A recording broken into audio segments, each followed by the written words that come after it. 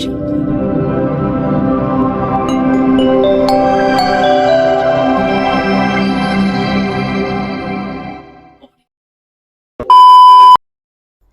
Tabe selamat lingkungan latai, salam sahujud karendema lempang. Om Swastiastu. Om Swastiastu. Halo Mas Dharma dimanapun berada, selamat bertemu kembali bersama saya Naciryani di Bindu Kalteng Podcast. Ini merupakan program kerjasama antara Bidang Bimas Hindu, Kantor Wilayah Kementerian Agama Provinsi Kalimantan Tengah, bekerja sama dengan Pokjalu Agama Hindu Provinsi Kalimantan Tengah. Puja Angai Bagia kita haturkan kehadirat Tuhan Yang Maha Esa, Ide Sang Hyang Widiwasa, Panjing Hatala Langit, karena atas asung kerta waranugrahanya, kita semua dan pemirsa di rumah selalu dalam keadaan sehat. Pada kesempatan ini hadir sudah di tengah-tengah kita Bapak narasumber. Beliau adalah Bapak Dr. Andes Walter S. Penyang, yang merupakan Ketua Majelis Besar Agama Hindu Kaharingan, Pusat Palangkaraya, dan merupakan tokoh agama Hindu Kaharingan di Kalimantan Tengah ini. Baik, marilah kita sapa narasumber kita pada hari ini. Om Swastiastu, Pak. Swastiastu. Bagaimana kabarnya, Pak? Kabar baik. Iya, Astungkare. Terima kasih, Pak, sudah menyempatkan waktunya untuk berbincang bersama kami di Bindu Kalteng Podcast. Pada kesempatan ini nanti kita akan membahas tema tentang peranan Majelis Besar Agama Hindu Kaharingan, Pusat Palangkaraya dalam pembinaan umat. Sebelum ke pertanyaan, bahwa yang kita ketahui, Majelis Besar Agama Hindu Kaharingan ini merupakan lembaga agama Hindu Kaharingan pusat yang berperan penting dalam pembinaan umat, serta yang kita ketahui Bapak Walter S. Penyang ini juga adalah pelaku integrasi Hindu dan Kaharingan di Kalimantan Tengah ini. Sebagai pembuka hari ini, mungkin Bapak bisa menjelaskan sejak kapan Majelis Besar Agama Hindu Kaharingan Pusat Palangkaraya ini dibangun, Pak? Silahkan. Terima kasih atas kesempatan ini. Ya. Saya ucapkan pada para pemirsa dimanapun dia berada. Tabe selamat lingkungan latai, salam sujud karena melempang, Om Swastiastu. Om Swastiastu. Salam sejahtera untuk kita semua, selamat pagi. Sehubungan dengan kegiatan ini, yang pertama, kalau tadi ada pertanyaan sejak kapan Majelis Besar Agama Hindu Kaharingan Pusat di Palangkaraya dibentuk. Jadi saya ingin sebelum menyampaikan kapan gitu, memang dalam rangka pembinaan dan pelayanan umat Kaharingan sebelum kita berintegrasi, ya, sebelum kita integrasi itu dilakukan oleh Majelis Alim Ulama Kaharingan Indonesia namanya, sejak tahun 1972. Ya.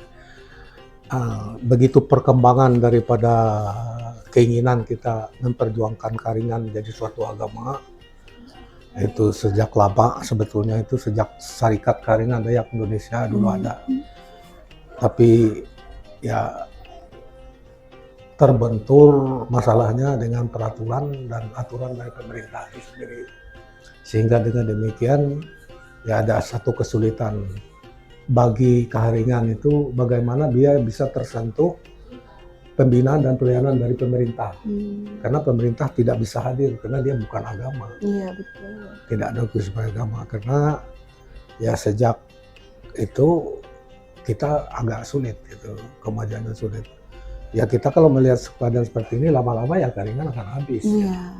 Nah sehingga dengan demikian Majelis Alim Ulama Kaharingan Indonesia, ya, dengan segala upaya tadi berkesimpulan memberikan tugas kepada Ketua Umum waktu itu Pak Lewis KDR BBA, yang mengemban tugas sebagai Ketua Umum, berikan mandat penuh kepada beliau untuk melakukan komunikasi, koordinasi dengan semua pihak, terutama pemerintah maupun Parisada Hindu Dharma Indonesia di Denpasar maupun di Jakarta. Sehingga upaya ini, sehingga dengan demikian ya ceritanya tidak terlalu lama. Pada tahun 1990 kita resmi melakukan integrasi Kaharingan dengan Hindu itu. Jadi kita diterima oleh Parisada, oleh Dirjen. Nah, kalau bicara sejak kapan majelis itu ada menjadi Majelis Besar Agama Hindu Karingan, yang tadinya Majelis Alim Ulama menjadi Majelis Besar, itu sejak keluar surat keputusan Direktur Jenderal Bimbingan Masyarakat Hindu dan Buddha Departemen Agama Republik Indonesia nomor H37 itu. Itu sejak itu tahun 80 ada SK resmi oleh negara. Nah, sehingga dengan demikian barulah Majelis Besar ini punya kegiatan dan peran untuk melakukan upaya-upaya pembinaan dan pelayanan pada umat. Itu. Jadi sejak SK itu ada, ya itu atau resmi. Dan ini sudah ditindaklanjuti semua dari pusat sampai ke daerah-daerah. Bahkan juga gubernur waktu itu sudah menindaklanjuti itu semua, sehingga dengan demikian dulu begitu kita integrasi, awal ceritanya sedikit saya tambahkan bahwa sebelum integrasi itu ya puncaknya itu karena memang kita identitas itu tidak bisa. Karena memang agama yang diakui oleh negara pada waktu itu kan hanya ada 5 itu. Ya. Jadi Kaharingan tidak masuk ke dalamnya itu. Kita tidak bisa eksis, Pak, ya, karena tidak diakui di nah, dan oleh Menteri Dalam Negeri pada saat yang memuncak itu pada saat pengurusan kartu tanda penduduk, identitas kita. Kalau dulu itu kan KTP kita Kaharingan bisa kita ketik. Sekarang tidak boleh dengan instruksi Menteri Dalam Negeri pada saat harus ada agama, Menteri Dalam Negerinya Pak Amir Mahmud. Ada itu. Bagi masyarakat yang tidak beragama dari 5 itu, di KTP dikasih strip. Berarti kalau di strip itu kan berarti tidak beragama. Tidak beragama, seperti itu, Pak, ya. Itu masalahnya. Jadi dengan demikian itu puncak sebetulnya. Jadi kenapa kita mendorong untuk segera integrasi itu ya karena kita. Berarti Majelis Besar ini risau sekali semenjak adanya KTP itu. Iya, KTP. Dan situlah mulai gubernur mengeluarkan edaran dan lain sebagainya, semua nanti kita dimasukkan di situ. Jadi identitas kita jelas. Di KTP kita beragama Hindu, tidak ada ya. Nah, adapun namanya Majelis Besar Agama Hindu Kaharingan itu adalah nama lembaga. Nama lembaga ini yang untuk membina dan melayani umat yang Kaharingan tadi khusus. Itu saya kira cakupannya. Oh iya, baik. Tadi Bapak sudah menceritakan bagaimana asal mula dibangunnya Majelis Besar Agama Hindu Kaharingan ini. Pada saat integrasi itu, Pak, Hindu dengan Kaharingan, peran apa yang utama dilakukan oleh Majelis Besar pada saat integrasi itu sendiri, Pak? Ya, banyak peran yang kita lakukan. Selaku Bapak juga pelaku integrasinya. Ya, banyak peran yang kita lakukan. Yang pertama dulu peran yang kita lakukan majelis ini mendorong, ya, program utamanya majelis itu adalah bagaimana peningkatan sumber daya manusia Hindu. Dan menjelaskan untuk umat itu apakah ada kesulitan? Untuk merealisasikan peningkatan sumber daya manusia itu ini kita cari terobosan. Makanya pertama kita begitu kita integrasi yang kita lakukan adalah mendorong untuk mendirikan sebuah sekolah. Ada sekolah dulu PGA namanya, Pendidikan Guru Agama Hindu Kaharingan Parentas, namanya sekolah. Nah, karena waktu itu memang bisa untuk mencetak guru. Kenapa sebabnya kita memulai dengan PGA? Karena masalah-masalah yang kita hadapi adalah bagaimana memberikan pelajaran tentang Kaharingan, tentang Hindu ini kepada anak didik kita di tingkat SD, tingkat sekolah dasar.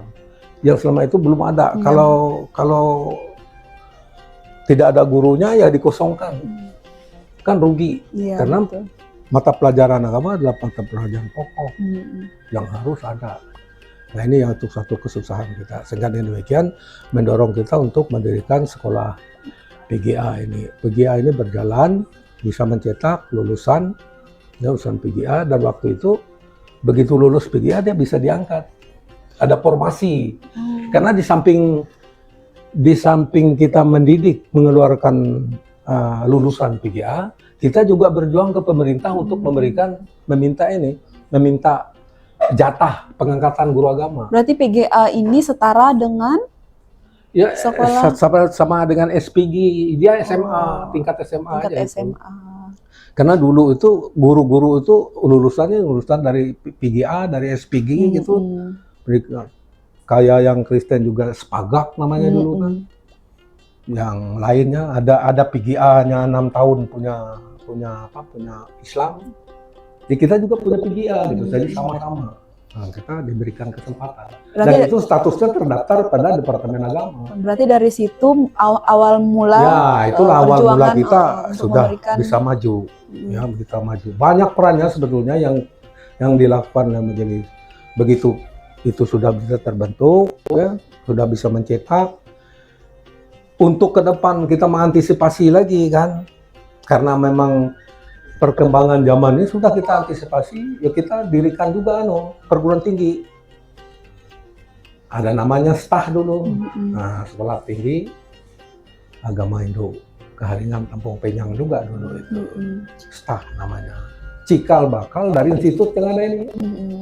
Dari situ. Jadi kita dirikan itu. PGA ada, kita juga sekolah tinggi juga ada. Nah, itu cikal bakal. Sehingga dengan demikian ya kita bisa merekrut generasi muda yang lulusan daripada PGA, lulusan daripada SMA, SLTA dan lain sebagainya yang setingkat itu untuk bisa kuliah. Agar belajar agama untuk membina umat kita, ya. Pak ya. Itu yang banyak kita lakukan itu. Nah, berkembanglah dia, berkembang dan selalu berkembang. Gitu. Nah, kita bersyukur sampai dengan hari ini ya sudah banyak kemajuan yang kita rasakan terutama di dalam dunia pendidikan. Ya, gitu. Baik, pada saat perjuangan untuk dari nol nih Pak, untuk membina atau memberikan yang namanya agama baru, anggapannya agama baru Pak ya, itu karena kita masih statusnya kemarin masih keharingan seperti itu. Apakah ada penolakan dari adanya integrasi itu Pak? Sebetulnya kalau kita bicara soal penolakan itu sudah tentu banyak ada lah. Kita tidak bisa menutup mata, telinga, kita harus dengar juga ada keinginan. Dan kita memang dipersalahkan. Tapi kita, walaupun kita dipersalahkan untuk berintegrasi, kemana untuk membela ini? Kalau tidak integrasi, keharingan akan selesai. Hilang Pak ya. Jadi kita diam aja, biarpun sampai sekarang orang menginginkan bahwa itu salah pekerjaan kita integrasi keharingan yang Hindu, tapi kita menganggap itu benar. Kenapa kita anggap itu benar? Ya karena apa, dengan integrasi kita bisa disentuh oleh negara. Ya tadi kita bisa diangkat jadi guru, semuanya sekarang sudah bisa, ya kan? Ada yang sudah ada yang sudah jadi perwira TNI segala macam ya, polisi. Semua sektor kita bisa diterima dengan identitas kita itu. Tapi ajaran kita yang menyangkut keharingan tadi kan tetap jalan. Iya, tetap berjalan. Tetap jalan. Tidak dihilangkan. Dan tidak hilang. Dan itu kita pertahankan terus. Dan itu sesuai dengan permintaan Parisada Pusat. Bahwa jangan ada upacara-upacara keharingan yang ada itu jangan sampai hilang. Itu harus dilestarikan. Oleh karena itu Parisada mengeluarkan surat edaran nomor 1 tahun 80 itu menyatakan bahwa semua upacara-upacara keharingan adalah upacara-upacara Hindu. Itu diakui. Itu sebabnya kita bisa diterima. Hindu menerima itu. Nah, tidak ada Hindu melarang. Yang melarang ini mungkin oknum-oknum aja ya kan, mungkin tidak sesuai, mungkin tapi itu kan secara umum tidak tentu. Dan itu sesuai pernyataan dari sesepuh Hindu kita, Pak Ida Bagus Mantra dulu, Profesor Dr. Ida Bagus Mantra, Gubernur Bali, Dirjen Kebudayaan beliau dulu, sesepuh Hindu kita, menyatakan bahwa upacara yang dilakukan keharingan itu adalah upacara Hindu di zaman Weda. Nah ini, berarti di zaman Weda sudah ada juga seperti itu. Upacara. Kenapa ini? Kita pakai beras, pakai air, kembang, bunga, ya kan? Daun kelapa dan lain sebagainya. Itu kan sarana-sarana upacara kita untuk kita lakukan. Nah ini, oleh karena itu pada generasi muda ini penting kita juga sosialisasikan pada generasi supaya mereka tahu. Jadi tidak ada, kalau ada istilah orang mengatakan bahwa dengan integrasi keharingan itu sudah dibalikan, itu tidak. ya kan? Memang dulu seperti itu diinformasikan untuk hanya kepentingan-kepentingan Isu-isu seperti itu Pak ya. tertentu aja, kepentingan politik orang untuk menghalangi kita maju. Tapi kita nggak mau tahu, jalan aja terus. Buktinya kita berjalan aja. Kita ada pembinaan dari pemerintah. Pembinaan pemerintah terus-menerus juga. Ya Ada kan? bantuan dan lainnya. Bantuan juga kita juga diterima. Buktinya fasilitas kita yang dulu nggak ada jadi ada. Betul. Kita punya juga balai seperti orang. Ya kan? Ada gedung besar Ada sudah Pak dia. ya. Banyak. Dan di daerah-daerah sudah mulai banyak juga balai-balai dibangun. Umat itu terdorong dengan apa adanya kegiatannya tadi. Karena adanya integrasi itu Iya. Pak ya. Itu hasil integrasi semua itu. Kalau tanpa integrasi itu tidak mungkin kita. Jangan-jangan nih keharingan ini. Iya, habis ya. Habis. Kita sudah prediksikan dari awal seperti itu. Itulah yang mendesak Majelis Besar Alim Ulama Keharingan Indonesia dulu untuk berintegrasi itu. Itu penting. Nah, oleh karena itu ke depan tidak ada lagi yang harus kita kecuali negara menginginkan ya keharingan ini bisa jadi agama. Itu kecuali ya. Iya. Tapi rasa saya tidak, kalau dalam waktu Dekat. 10, 15 tahun, 20 tahun nanti enggak akan mungkin. Kalau posisi negara seperti ini akan mungkin. Kenapa keharingan itu hanya berada di Kalimantan? Gitu. Oh kenapa katanya orang kan ada aja membandingkan bahasa Konghucu bisa aja jadi Konghucu itu mendunia. Tidak hanya di Indonesia. Di dunia ini banyak Konghucu dia bisa. Dan kebetulan waktu itu ya Pak Presidennya Kiai Haji Abdul Rahman Wahid juga melihat orang seperti itu ya keluarlah Kepres gitu. Karena harus ada Kepres ini. Kita mencuang Kepres itu kan nggak mungkin sudah. Kajiannya sudah banyak di Departemen Agama itu memang nggak bisa keharingan itu. Oleh karena itu terakhir ini kita melihat keharingan itu adalah aliran kepercayaan saja. Dia sudah terdaftar dengan hasil Mahkamah Konstitusi. Keharingan itu dibilang hanya aliran kepercayaan. Ya. Nah, itu yang anunya. Aliran kepercayaan kita kan juga percaya karena keharingan itu memang kepercayaan kita. Tapi identitas kita Hindu tadi. Hindu itu untuk memayung kita dalam rangka memberikan pembinaan pelayanan pada umat. Tetapi untuk bergabung di dalam Hindu ini mungkin banyak pertimbangan seperti itu Pak ya. Kenapa nggak tidak di agama lain seperti itu? Ya. Ke agama lain nggak mungkin, kita mau ke Islam nggak mungkin karena memang jauh berbeda. Berbeda Pak ya. Ke Kristen juga kita tidak mungkin, ke Katolik juga tidak mungkin. Waktu itu tidak ada yang mau menerima kita, hanya satu-satunya Hindu. Kenapa Hindu mau menerima juga? Mungkin ada persamaannya yang ya pertama tadi dari segi sarana yang kita pakai. Nah kan air, dopa, beras yang saya bilang tadi, ya kan segala macam prasarana dan prasarana kita. Dan di Hindu ini juga kita mengenal bahwa orang bisa menerima kita ini kan ada Desa Kalapatra. Desa Kalapatra itu kan ya menyesuaikan situasi dan kondisi tempat. Ya di daerah makanya Hindu di Indonesia ini di Jawa dengan di Bali ada sedikit yang berbeda. Di Bali aja antara pura ini dengan pura itu kan tidak selalu sama. Di Hindu ini tidak bisa yang disamakan. Nah, oleh karena itu sekarang ini kan digelarkan tetapi ada Hindu Nusantara dan lain sebagainya. Karena masing-masing daerah mempertahankan identitasnya. Bahkan kawan-kawan dari daerah lain juga sering tanya pada kita, kenapa supaya majelis besar kok ada majelis besar agama Indo Keharingan apa dasar? Saya bilang tanya sama dirjen sana. Saya punya ada SK. Tugas Majelis Besar Agama Indonesia membantu negara untuk memberikan pembinaan dan pelayanan kepada umat.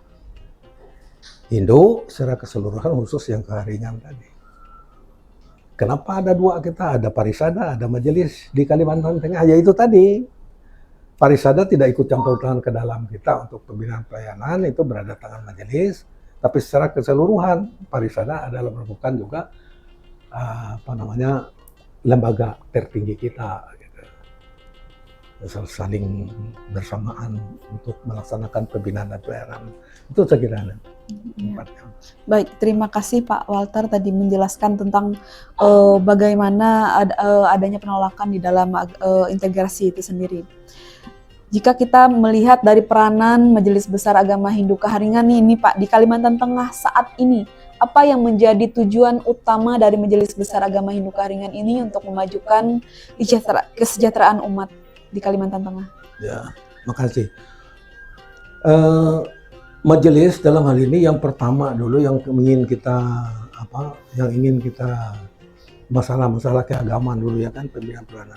Kita mendorong agar pelaksanaan basarah itu setiap 1 kali seminggu ya. Entah dia malam Jumat, entah dia hari apa. Kita berikan kewenangan, kebebasan pada daerah mengatur dirinya sesuai dengan sikon. Mendorong pelaksanaan basarah ini supaya tetap menjadi suatu acara ibadah agama, bahwa karena dengan ada ibadah antara itu menunjukkan bahwa kita punya identitas sebagai orang beragama seperti agama-agama lain. Di samping itu basarah ini juga di samping di balai-balai juga bisa melayani pada saat-saat ada ingin syukuran, kematian, perkawinan dan lain sebagainya, itu kan bisa dilakukan. Itu dalam rangka penggalakan nilai-nilai. Nah, dalam rangka meningkatkan kesejahteraan umat, kita mendorong agar umat ini bisa memanfaatkan peluang yang ada di sekitarnya untuk meningkatkan kesejahteraan mereka.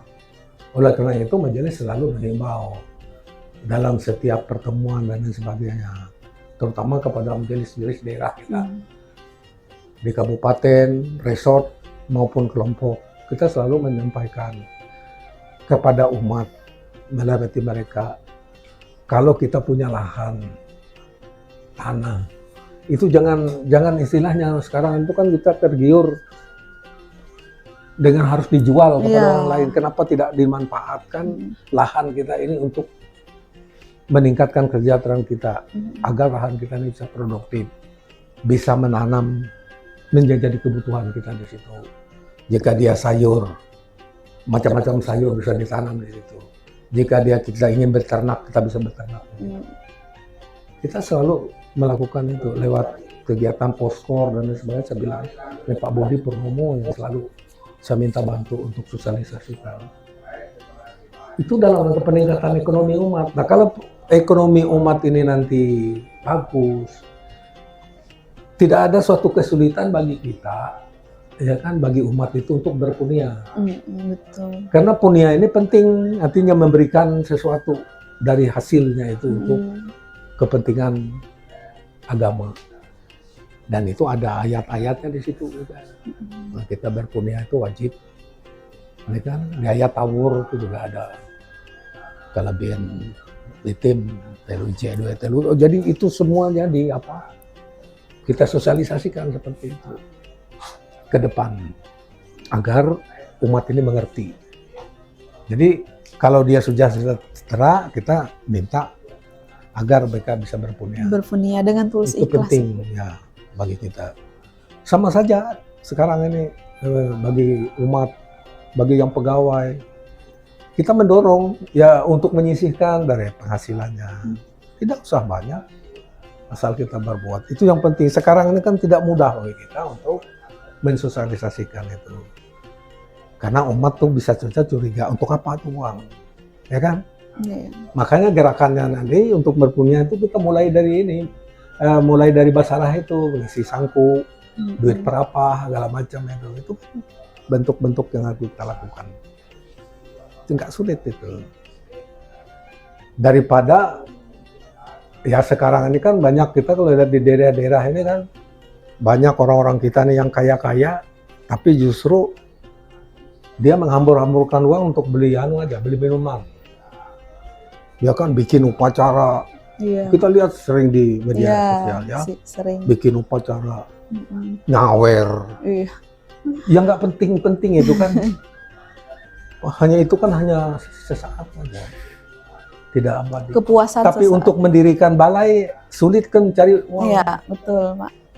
Coba kalau Ya sekali aja lah. Kalau di satu desa itu ada 100 kakak. Ya 100 kakak. Setiap kakak itu menyumbang 100.000 setiap bulan. Berapa uangnya setiap bulan? Terkumpul. Itu dikumpul oleh majelis kelompok desa sosial untuk kepentingan mereka tadi. Pembinaan dan pelayanan berikut. Dan selalu itu yang kita kembangkan sekarang. Oleh kita itu berharap generasi muda kita ini, baik yang berada di sekolah menengah, ya, khusus kemudian para lulusan dari sekolah tinggi, saya sangat berharap itu. Saya sangat berharap itu mereka akan kembali ke daerah-daerah nanti. Sebelum diangkat, ada yang angkat jadi pegawai itu silakan, ada yang mau mengabdi di situ jadi pimpinan majelis di daerah, silakan. Saya senang sekali itu. Untuk membina umat di sana. Memimpin lembaga ini seperti itu aja nggak sulit-sulit. Hanya ada kemauan untuk bagaimana kita ini berbuat agama kita bisa maju. Karena tidak ada lain kalau bukan kita, Pak, ya. Ya, kapan lagi gitu. Kapan lagi? Kalau tidak sekarang kita lakukan, ya. Generasi-generasi muda saat ini, Ya. Pak, ya. Sekarang tumbuh. Sesuai dengan pengalaman Bapak sebagai Majelis Besar Agama Hindu Kaharingan Pusat ini, Pak, apa yang menjadi tantangan dan kesulitan dalam membina umat ini, Pak? Bisa sharing untuk ya. Kalau bicara tantangan itu, saya itu kan satu hal aja yang enggak yang perlu saya garis bawahi ya, tentunya tantangan itu adalah bagaimana mensosialisasikan program dan kegiatan kita ini. Karena ini kaitannya dengan kita harus banyak tenaga, banyak waktu untuk memberikan pembinaan dan pelayanan, penerangan, sosialisasi ke umat itu. Nah tantangannya adalah kita kan tidak punya keuangan yang begitu besar untuk menugaskan orang untuk memberikan sosialisasi. Oleh karena itu kita berharap ke depan itu kalau memang ada ya pemerintah mesti hadir kita membantu. Di samping juga kita cari terobosan-terobosan lain. Terobosan-terobosan lain untuk mencari sumber pendanaan. Kuncinya di situ. Tantangannya bagi kita. Kalau sumber daya ini sudah mulai nampak, sudah ada. Mulai ada kesadaran diri, Pak, kesadaran. Lulusan saya bangga sekali melihat lulusan-lulusan PGA ini sudah sarjana S1, S2 kembali ke desa-desa, bahkan tidak mau jadi pegawai, mereka jadi mimpin majelis, hari-hari tiap hari memimpin basarah. Hari-hari mereka melayani orang meninggal, hari-hari mereka melayani yang kawin dan lain sebagainya gitu. Banyak nih yang berhasil. Sudah saya lihat ada salah satu desa di Kapuas, Manusuk, kemudian ada di Kotim, beberapa daerah desa, Seruyan, banyak juga di Pulau Pisau. Sudah luar biasa sebetulnya. Kan mereka tuh hadir. Dan ini rata-rata sarjana mereka udah. Artinya dari lulusan dari sekolah tinggi kita. Itu kebanggaan, Pak, ya? Itu suatu kebanggaan tersendiri. Dunia pendidikan ini kan maju. Saya juga mengatakan sering itu. Ini contohnya. Kenapa mesti orang Kaharingan kan bisa aja seperti orang juga. Sekarang ini orang nggak bisa bantah. Kita juga bisa ada orang profesor. Iya, betul. Orang Kaharingan kebetulan ada Pak Bu TV itu. Kebetulan dia dari PGA dulu sekolahnya. Yang dari nol belum apa-apa tapi dia sudah mampu gitu. Belajar sendiri, macam juga bisa jadi profesor. Saya maunya begitu nanti para generasi muda nih yang ada punya kesempatan mau menulis dan lain sebagainya. Makanya pada saat mereka ikut ada magang nih, prodinya mereka filsafat. Saya mendorong itu. Nah, saya bilang ayo nulislah kalian. Sekarang kalau mau nulis, saya akan berikan bahan. Apa yang mau ditulis gitu loh. Nah, kita akan bantu. Ya kan? Saya bilang sama mereka kemarin tolong. Baik pada dosennya yang membimbing mereka maupun pada mahasiswanya. Mulai dari sekarang. Supaya nanti bisa jadi profesor. Jangan nanti-nanti, Pak, ya? Iya kan nanti-nanti lagi, itu saya bilang. Nah, ini tantangannya. Tantangan. Anak-anak kita yang generasi muda ini. Saya kira itu. Iya. Baik, Pak Waltal, terima kasih sudah berbagi pengetahuannya untuk kita semua. Kami persilahkan untuk memberikan kesimpulan untuk kepada umat kita pada hari ini? Makasih. Yang pertama yaitu tadi saya ingin sampaikan sekali lagi ya, bahwa untuk melakukan pelayanan dan pembinaan pada umat ini itu tergantung kembali pada diri kita masing-masing.